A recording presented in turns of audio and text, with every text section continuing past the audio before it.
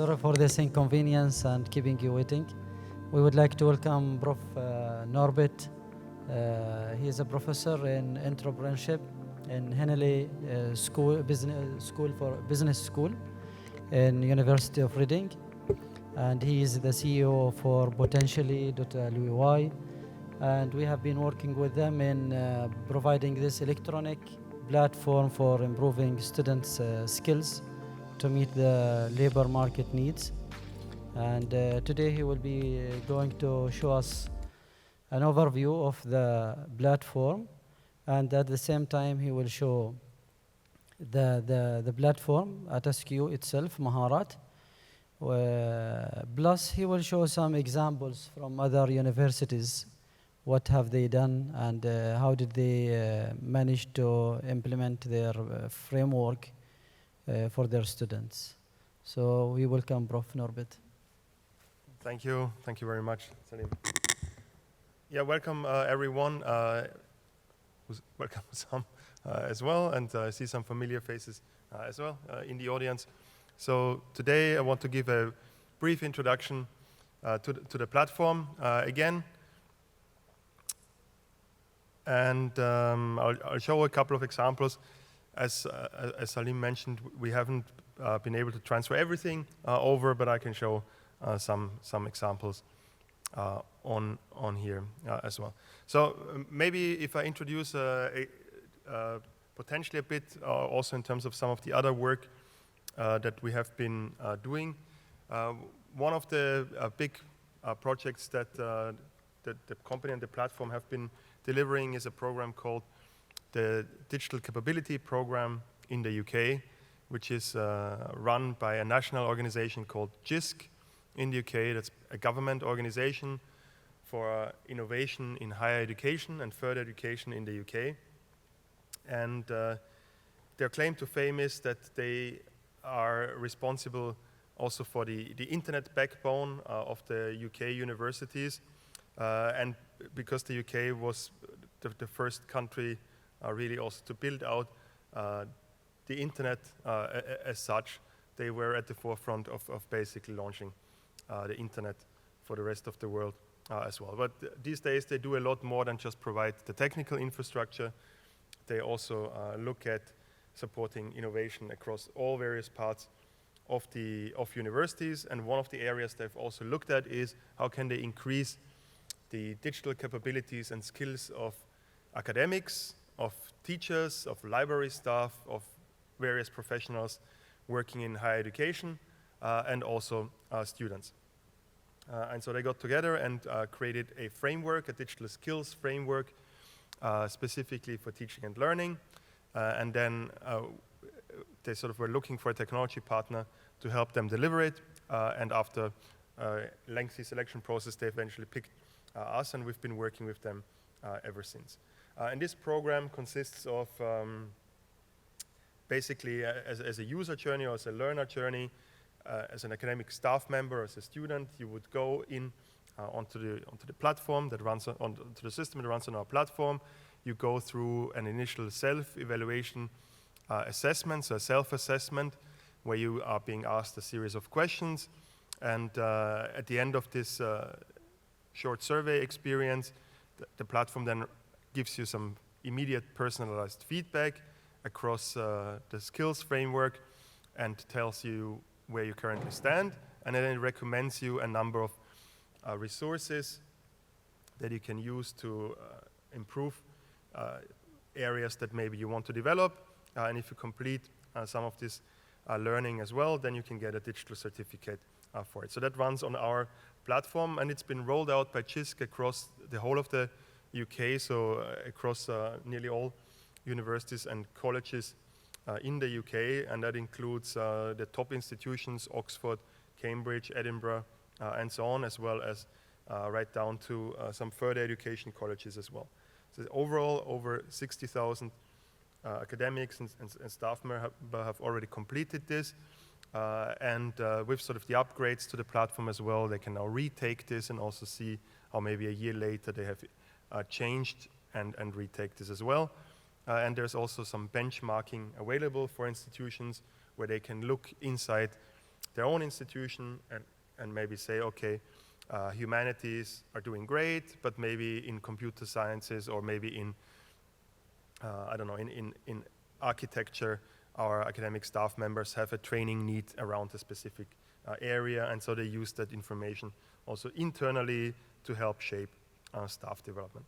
And that runs on our platform. Another example would be the Loughborough Personal Best Program. And I wanted to show you this live on the platform as well today, but I might send another link over to Professor Salim to maybe see if we can open this as well with the passwords around that, but it's a bit sensitive in terms of sharing the information around that. And Personal Best Program at Loughborough University is a co-curricular skills development, graduate attributes development program at Loughborough University, which is the UK's largest university with regards to sports. So it would be the top institution in the UK if you want to do anything to do with sports studies, but overall a very well-ranked university. I think it's ranked number 5 in the UK, and it's also ranked number 1 in terms of student experience. And so as I said, it's a big sports university. It produces many Olympic gold medal athletes as well, but it's a full research university as well. And apart sort of from their focus on research excellence, on sports excellence, the student experience at the university is very important for them.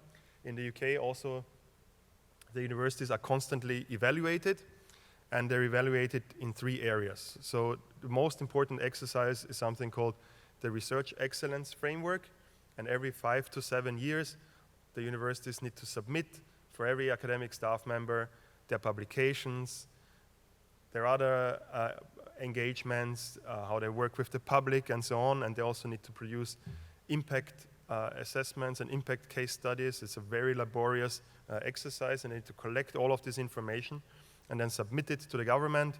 And at the end of this exercise, which usually runs over 2 years, every university gets awarded its research budget for the next 5 to 7 years.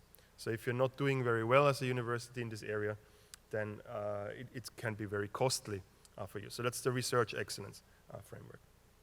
Then there is something in the knowledge exchange, in the commercialization area, which is called the knowledge excellence framework. So here people report on spin-outs, startups and so on, and that's maybe the latest edition and not as developed so far, so they're still trying to improve this greatly.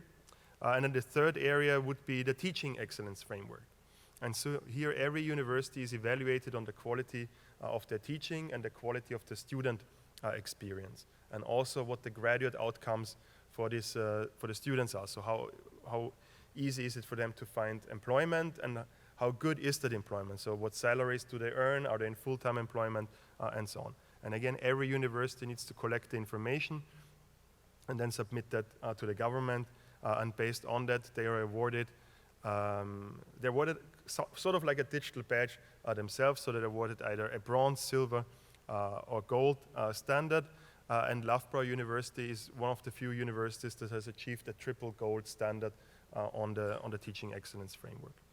And so they use our platform there for what's called the Personal Best program, and part of this comes out of the sports university mindset at the university as well, which is about trying to be the best also almost in sort of the Olympic disciplines there. And this program sort of transfers this spirit to every student and encourages them to perform very well across their studies as well, and take advantage of everything that the university has on offer. And so they've created 15 skills courses, so skills pathways on the platform around academic skills, study skills, global awareness, how they engage in the community, citizenship, and so on. And they award a digital badge for each of these engagements. And they encourage every student, even before the university, before they come to the university, but the moment they arrive to the university, they encourage the students to set out their goals in each of those areas. So students go through a goal-setting experience. They go through, again, a self-assessment where they figure out where they currently have strengths and where they've got development gaps. And then if students complete a minimum set of activities across those areas, they get awarded an additional award certificate by the university, the personal best certificate, and it's promoted heavily across campus. So if you walk around the campus, you will stumble across posters in various places, in hallways, even in toilets and so on, in restrooms, to encourage students to participate in this program.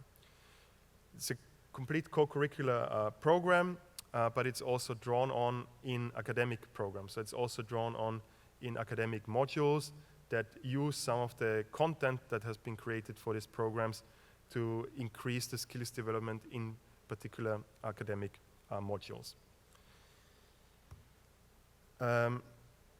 One more example here is in a similar direction at Cardiff University.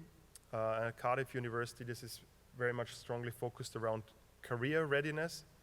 And here, again, there is a popular framework around career readiness that discusses career readiness out of this literature in this field in 3 stages. And so those 3 stages are explore, grow, and compete in the journey of career readiness. And sort of talking about when students begin their studies, they've selected obviously a subject discipline, but sometimes they're also not sure yet and they might change their direction. And in terms of their career readiness, they're just beginning to understand a bit what the knowledge and expertise in their domain is, and they will not have a great idea of what additional skills they need to develop, but also what are the actual jobs that they might eventually apply for. And so in this explore stage, it's about helping the student to understand themselves a bit better, but also to start exploring a bit what the labor market ultimately will look like, what's on offer, also what's on offer at university. And so first use of our platform at this university is to support this explore stage, to help build self-awareness of the student and help them appreciate a bit better what the university has on offer and make some first light forays into just looking at maybe a couple of job advertisements and what the industry, what's happening in the industry. That's sort of typically a first-year undergraduate experience. Then as they move into the second year, there might be a self-assessment that goes along here, which is called career registration. And at every sort of in this undergraduate journey, every year at the beginning of the year, a short 12 question survey asking students a couple of questions, and based on that, they can see how they have moved along this career readiness journey. So as we move into the second phase, we're in this grow phase. And in this grow phase, it's more about the student, again, in their subject discipline, in their degree, obviously, their level of knowledge will increase, so that's happening in the curriculum anyway. And alongside that, the students at this point should start to focus on developing something extra. So getting some additional skills or getting some extra work experience or volunteering experience so that by the time they reach year 3, they will have something that differentiates them in the job market as well. And so they use our platform at this stage, in the growth stage, to give students some additional skills, but also to help document work experiences or volunteering experiences that the student completes so that they get this little extra around it.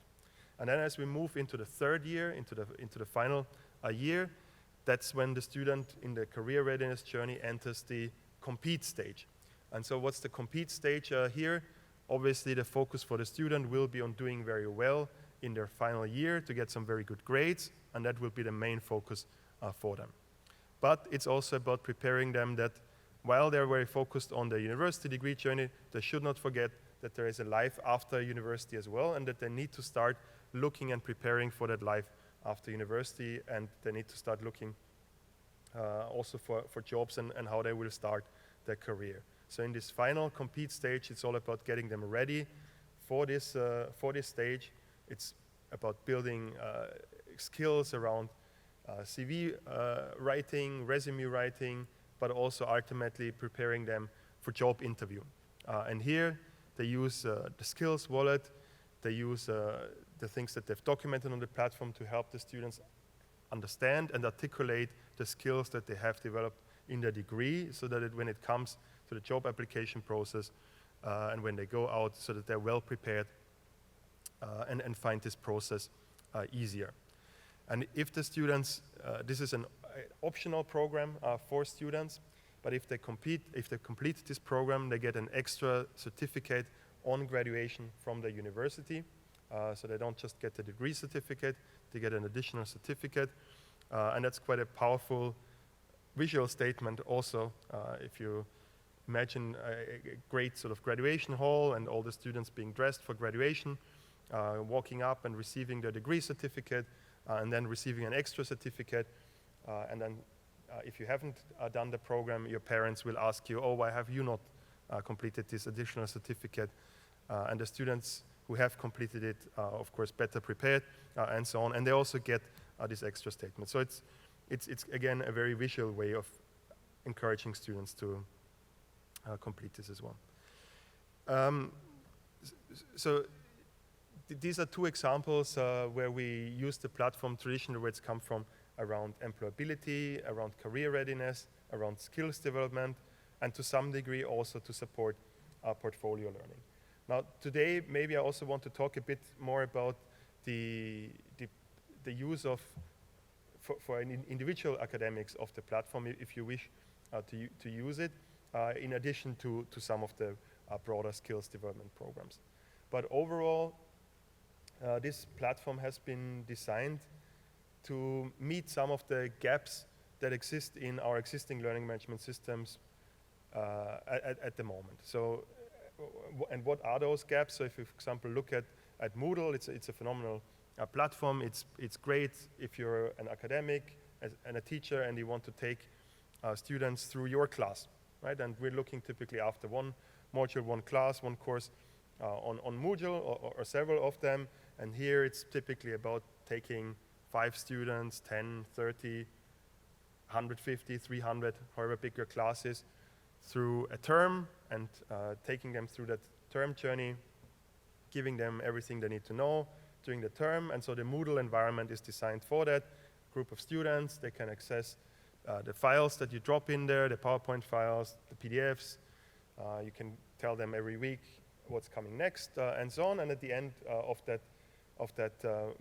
module on Moodle, that's it for you and the student. They go on and do the next one. And so at the end, they end up with maybe 30 of those courses on Moodle, and that's their learning journey. But that doesn't necessarily mirror or follow the student in their skills development journey. So there's no continuous journey alongside this as well. So what this platform does and provide is give the student a feeling of more of a continuous sense of growth in terms of what's happening at the modules, but also what they do in other parts of the university, what they do maybe through work experience, and what skills they are developing here. So it's designed to complement the learning management system in this respect around skills development, and that's why also the skills frameworks and institutional skills frameworks play a key part of this, with the idea that rather than just having an educational experience that it feels I'm completed one module after the other into something that becomes more of a continuous skills development journey, where they've got a profile that builds up for the student, because that also ties them stronger to the university and it gives them a stronger personal feel for it. So that's the key underlying aim on this. And in order to achieve this, we've tried to make the user interface very user-friendly and learner-centric to a degree. So that plays a big role. Often learning management systems, quite rightly, have been first designed with the convenience of the academic, of the teacher, and not necessarily with the convenience or the focus on the student. So here, some of the experiences are designed to be easy to use and friendly for the student, for the learner as well. And as a consequence, the administration of this sometimes is also a bit time-saving for the academic, because if students get less lost, they have to ask fewer questions, and it's easier for them to keep track of what's going on. And because this was initially designed for asynchronous, self-paced learning journeys, where a learner can log in anytime during a term, in the first year, in the second year, in the third year, so it doesn't matter. These are continuous skills journeys, because content on the platform, or how the content is designed on the platform, was designed for self-paced learning courses. It's designed for people to know where they currently are in a learning journey, and even if they leave some time in between, when they come back, they know exactly what they've done, and it tracks them on the admin side as well. And again, that's maybe different from how originally a Moodle, a Blackboard, or a Canvas learning management system was designed, because those classic learning management systems, they were designed that they're supporting a classroom use. You're seeing the student every week anyway, you're telling them what to do, and they know what's going on, and they have not necessarily been designed for a fully asynchronous experience. So what we've experienced also post-pandemic, where everyone has tried to use Moodle also for in a way where maybe they don't see the students in the classroom every year, and you notice that you have to write a lot of emails or put a lot of announcements to keep students along. Some of this is removed in using our system, because the way how it looks and feels, it guides the students to the next step. So those are sort of some of the differences that we've got in here, and the skills focus. So I wanted to give you a full demo of a couple of systems. What we'll do is we'll see what we've got here. So we've got two things that we can look at here at the moment. So this is what the current Maharat platform at SQU looks like. We're at the start of building this with the fantastic team that Salim has put in place to organize and run the platform on here. I must say, I'm not saying this lightly, it's one of the best teams we've worked with at university, so we're hugely impressed by the professionalism and expertise, also technical expertise in this team, so huge compliments here. We're at the start. We've just loaded a couple of courses in here, so it still looks relatively simple and bare bones, so it will increase quite significantly over the next few weeks on here. But just to point out a few elements, I'm looking at this with an admin account at the moment, so this means I can see some admin elements here as well. But over here, I'm not sure there will be anything on there. Yeah, so this is really a bare bones account that we've logged in here. All right, so but over here there would be a skills. Our wallet is completely empty at the moment, because this is sort of a fresh account. But every student gets the skills wallet, and that accompanies the learning journey. It will collect things that are happening co-curricular and also curricular, and I'll say a few more things about this at the moment.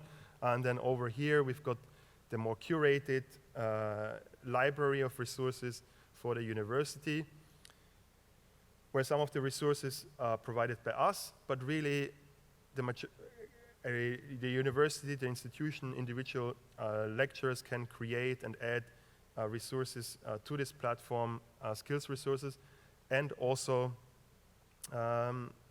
resources that run alongside your course.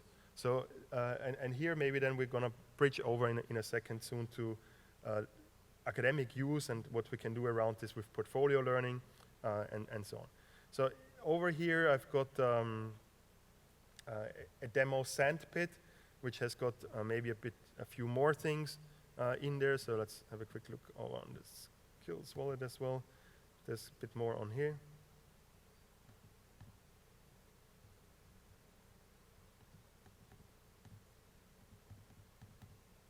Okay.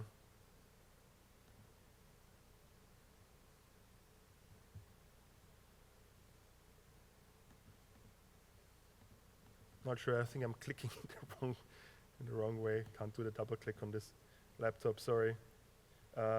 Okay, that's, yeah, I think like I'm not pressing it in the right way. That doesn't matter. So what do we see here? I think that we see a framework embedded here as well. And let's see if this works on the thing here. Yeah, so if I look at the back end of this as well, maybe we can briefly look at what these frameworks look like. So you can construct all these frameworks. Then, and maybe we look at something like a course level kind of like thing over here. So let's pick out something like this.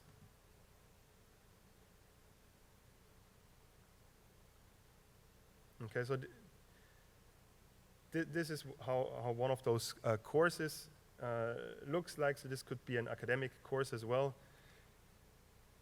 And what's a typical? How does a typical academic course look like? I guess you've got various units over here. So this could be going by week, or it could be going by theme, and so on. And as an example, for example, here this is laid out as a learning path. And if the student has completed an exercise on here, then they will get a tick box as well, and they will get a progress bar. And if I go back to maybe pick something else, then they will also, on this one, for example, they will get a digital badge. Here as well, we've got various things embedded on here as exercises as well. So over here, for example, we've also got an event embedded on here. So if this was still live, it's expired now, I could book tickets here as well if there was a guest lecture that maybe I want to book, or if I want to have a Zoom session that I could integrate, I could run that as well.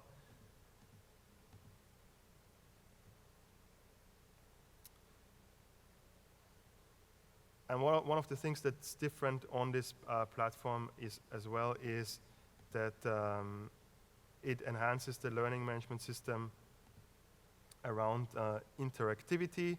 So when you create a learning unit on here, whether that's a skills development task or maybe a portfolio learning task that you provide as part of your module, or a short quiz and so on, then any of those little short activities, interactivity, where maybe you ask students to go through a lecture that you've provided and then maybe type up their notes or complete a short knowledge test, they're always right next to where the content is provided on there, and they complete it right there and then, and they get a checkbox along it. So if we were looking at a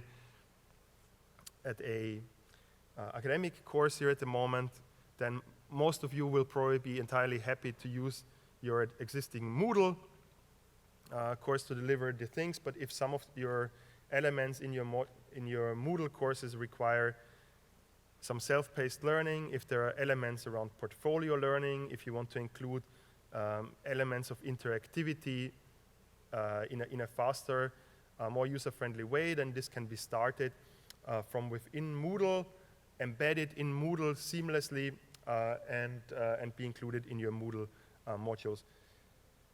Maybe we'll see if we can have towards the end a very short break, and we can see if we can launch the Moodle as well to show it from there as well towards the end.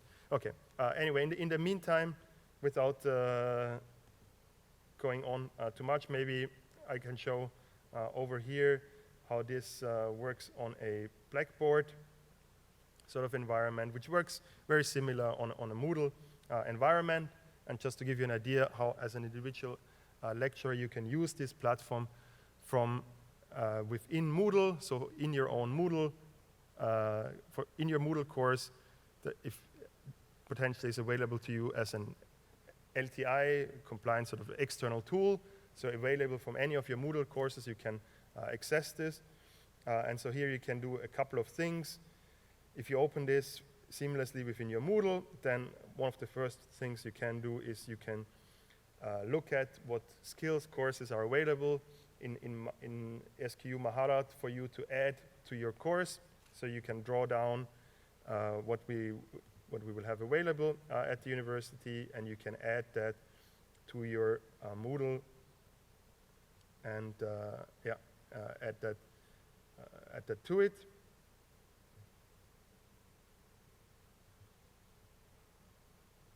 Sorry, I'm struggling a bit with the touchpad here, so you can add that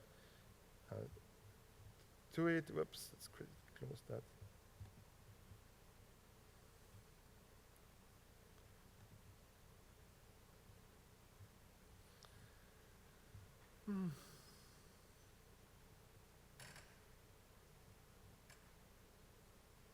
So I'm not fully logged into this prototype.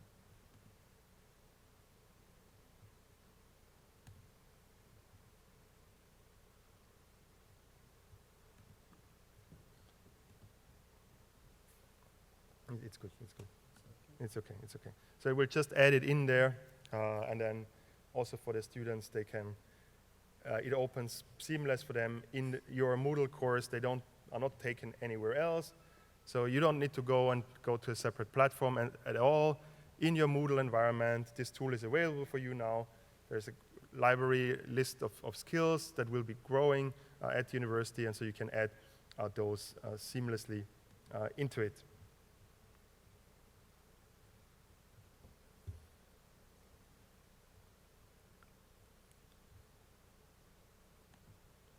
So that's the first thing. If you want to create your own playlist, if you want to create your own self-paced learning that you can use in your course, but maybe also you want to reuse in any other course, then you can also create that in this editor. You can create those self-paced learning journeys very easily in your class. So you can, again, within Moodle, just access this editor, go in and start creating these things. So if you want to use that, that's another thing you can use there. And then the final thing, maybe that you want to do the most lightweight form of engagement with this platform that you could do to still support your students would be, for example, to go in and add a short description of what your course is about. So if you go in and maybe just tag up what kind of like graduate attributes, SQU graduate attributes your course is about, how it meets and connects with the skills framework at SQU. Even if you don't include any content in there, maybe you can describe what your course is about. So you could select from this what your course is about and add that in as a description to your course. And what that will effectively do then is add this as a descriptor to your course, and it generates a little button. And as soon as the students click this button,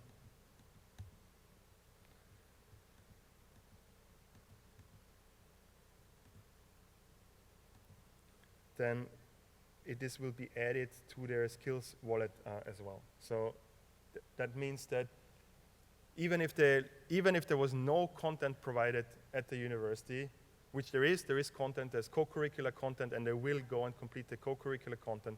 But if you think for a moment and say there was no extracurricular stuff going on, students were just going through your courses on Moodle, all they were doing was the academic program, the academic degree program with the students. They would do the experience course by course by course, and towards the end of it, they would get a certificate that says you have done these modules, and here is your degree award. That would be their usual journey. If, as the smallest thing you can do to help them with their career readiness, what you can do is add those descriptors on there. Then if they add that, as they go through their degree program from year on, from the first day they come in, from the module they complete with you, they get to see their skills wallet here. They get to build up that skills wallet. It filters down. I'm going to try this one more time. I don't know why there's something going on with the button on here. Let's reload this. Okay. So what they get to see is, in a very granular way, the skills wallet will build up, and it will show the learning outcomes that they've developed in each on every module that they've taken with you. And it will also show them where they have taken this, and it will show them what examples, what learning nuggets they have done towards developing the skills. And if they come towards the end of the degree, and if they have to explain to an employer what they've learned, what skills they have, they can go in there, they can see these examples, and they can feed it through. And that's easily achievable with the skills wallet over here. So that's kind of like the minimum activity that we can do. Okay, I'm gonna stop here for a moment and see if there's any questions. And, yeah.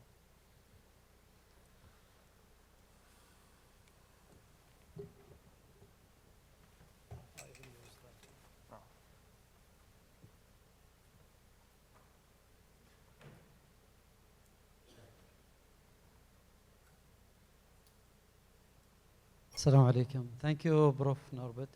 As you may have seen about the platform and the system, I would like to, excuse me guys, إبراهيم لو سمحت ممكن شغل الليت؟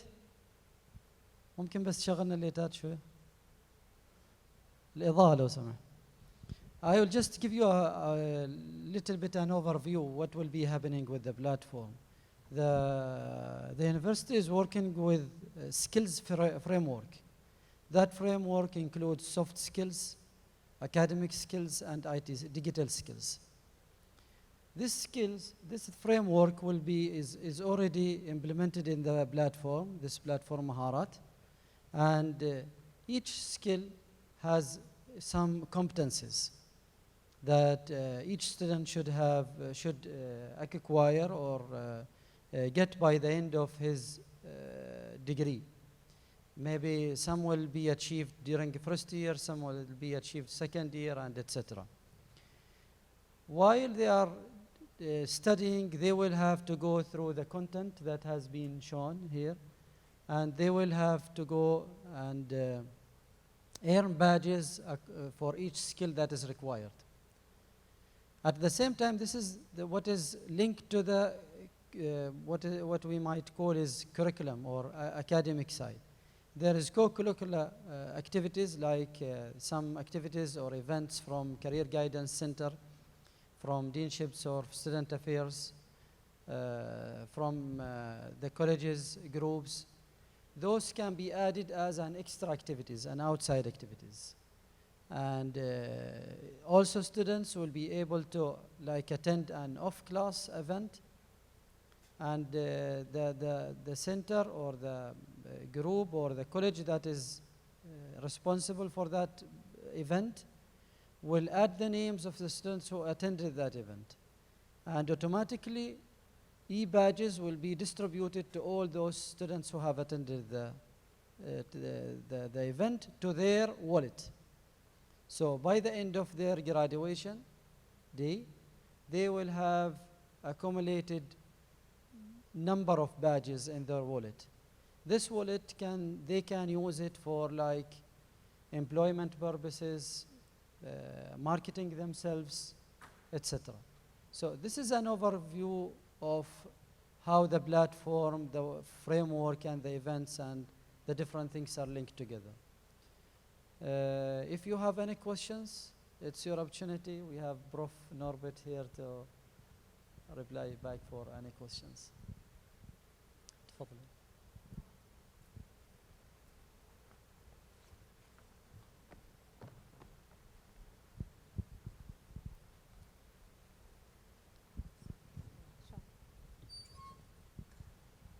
Good morning, everyone. I'm Hind Salami. I'm a student at College of Agriculture and Marine Science. My major is nutrition. I want to ask about the program. Have been it launched or not? And I am almost about to graduate. So are we able to register ourselves in the program? And who should add the workshops and the activities we attend, by ourselves or the teachers? Thank you. Okay, that's a good question. Any staff or student can log in now to the platform. It's maharat.squ.edu.on. So you don't need any request or any type of privileges to access the platform. It's already available for all SQU staff and students. If you have your username and password for internet, you can use it and log in. As for the content, right now it's not available to everybody. The idea that this year we will use it mainly for the first year students. But if there is some faculty members who would like to use it for their students, or a college or a department that would like to utilize the opportunity and use it for the student, it's available. But right now, this is the idea. I don't know whether there will be some open content or playlists. So, like this case, the graduate students can get use of and for example, build in them. Masterclass. Yeah, we can maybe make things like the interview masterclass and some of the personality indicators, and is available as well for people who are about to graduate as a sport. Yeah. And on the other question, in terms of like events and workshops, and so will they be added? So some of this will be automatic. So if it's booked through the platform, will automatically go on there, and any digital credentials and so on will be automatically added for the student. But as a student, you can also add your own learning moments, evidences, and so on there. So both ways. Yes, for the events, it will need to be added by the Center for Career Guidance, مركز التوجيه الوظيفي. هم اللي لازم يروحوا ويحطوا الايفنت ويشوفوا اذا انت حضرت الفعاليه يضيفوك وبالتالي تحصل الباج.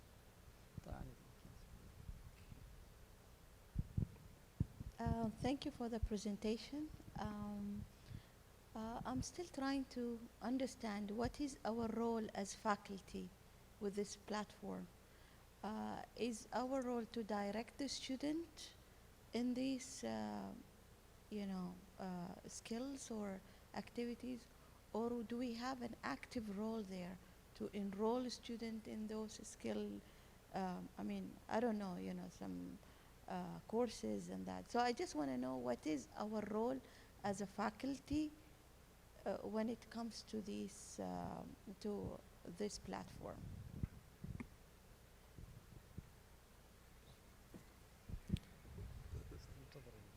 So would you like to answer?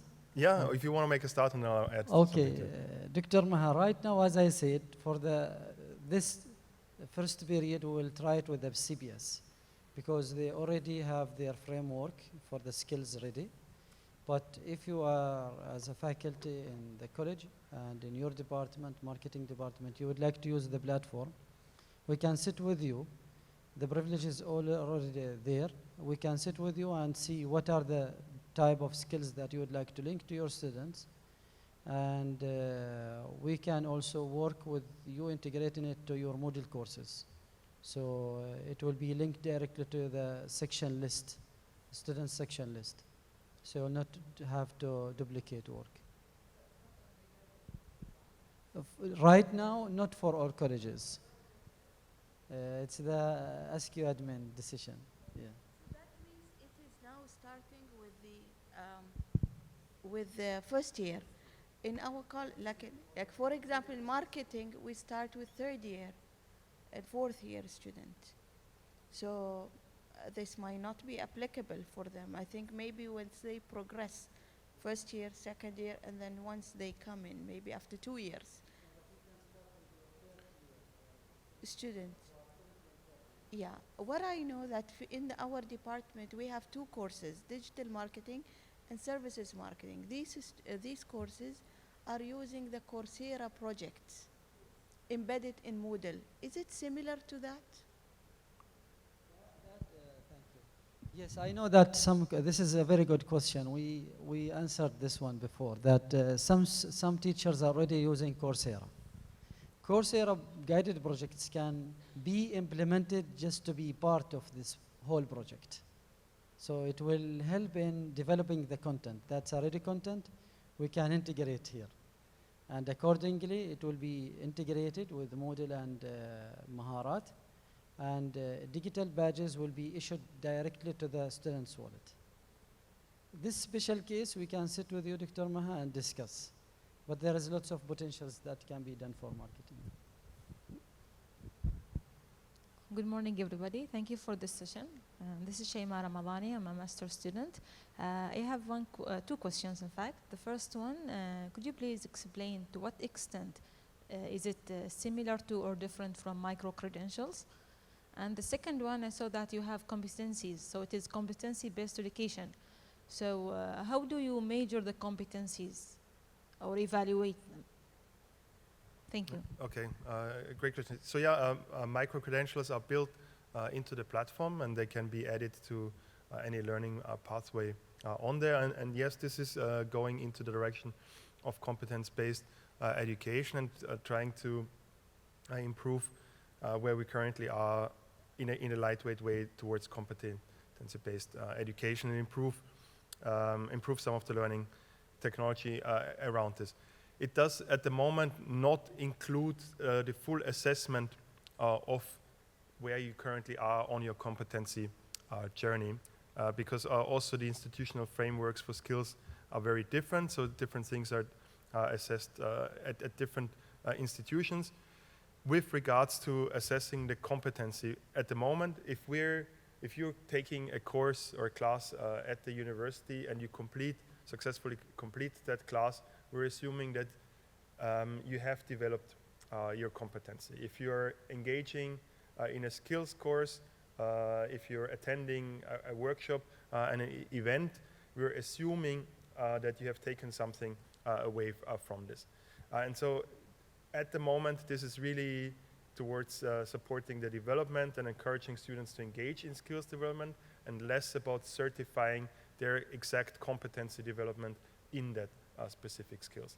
This may be something that we will be adding and developing over the next couple of years as we also build more data on this and build more ways of assessing this, but it's not the focus at the moment. So the focus of this is not at the moment on assessing exactly what level of competence you have on there, and for example say this is mastery or this is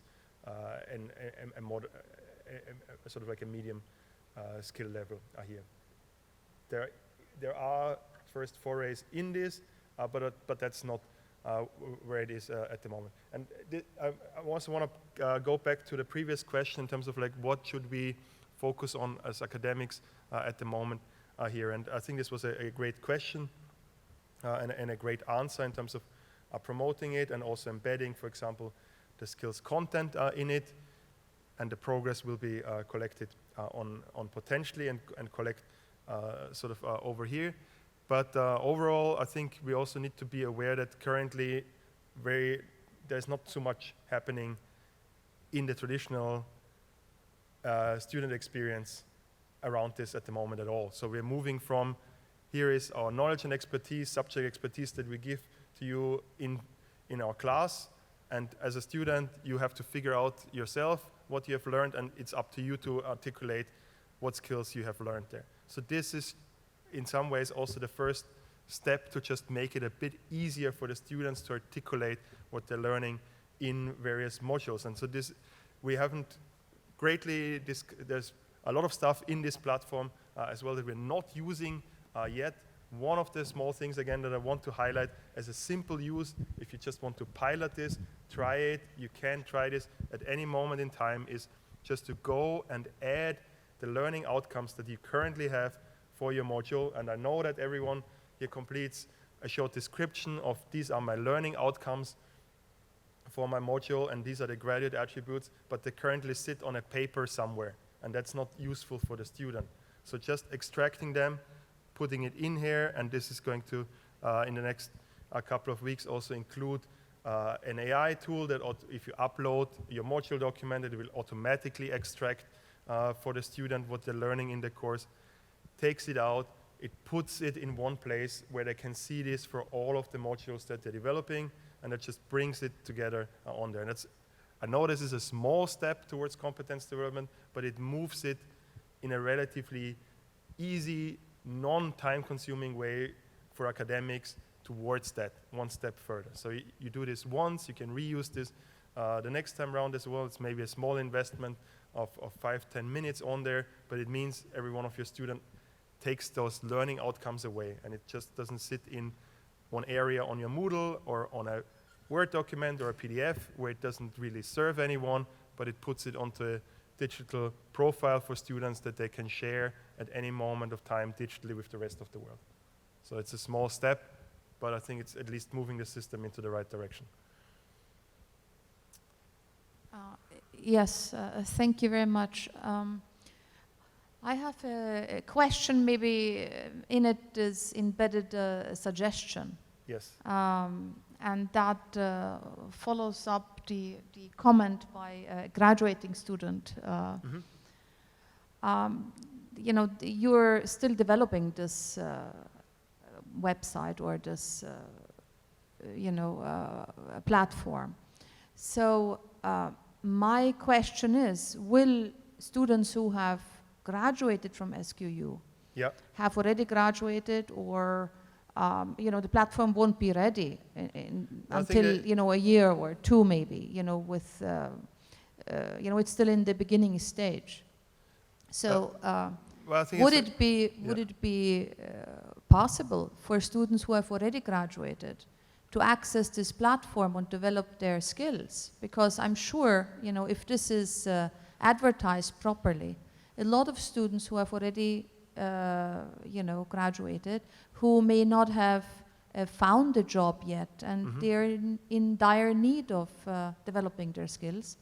If they could access this platform, this would be a great plus, not only for the university. You know, it would really pay off to have as many students, you know, who graduated from SQU to you know, develop skills and develop even after they find their jobs, you know. So thank you. So I mean, Salim, you might have an answer, but I also would have an immediate response if I can. So I think you're making a very good point. And so technically, I would say this is already possible. And a number of those universities that are also presented, for example, Cardiff, they provide alumni access to their career readiness resources, and it's already used there by the alumni to access their career readiness and especially the content around that for their alumni. So technically, this is already possible, and it's already in use and used in this way.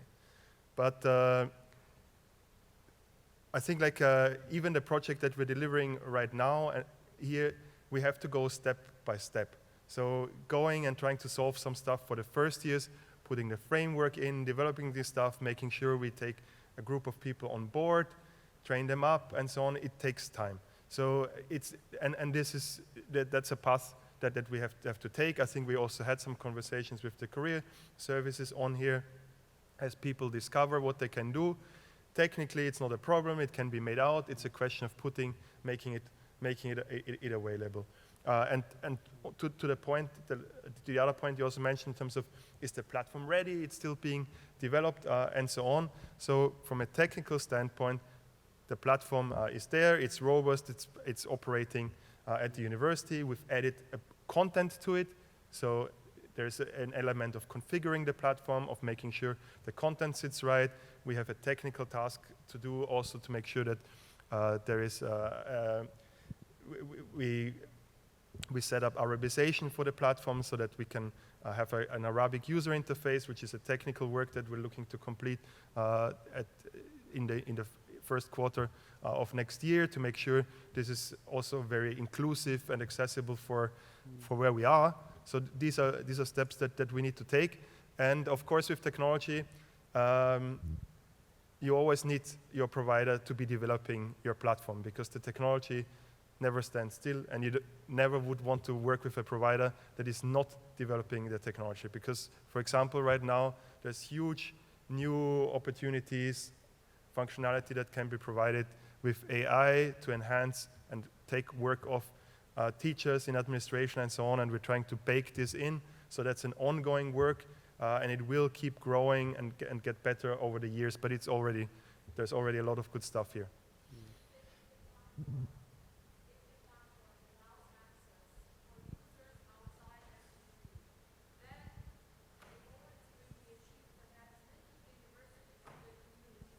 Yeah, but yeah.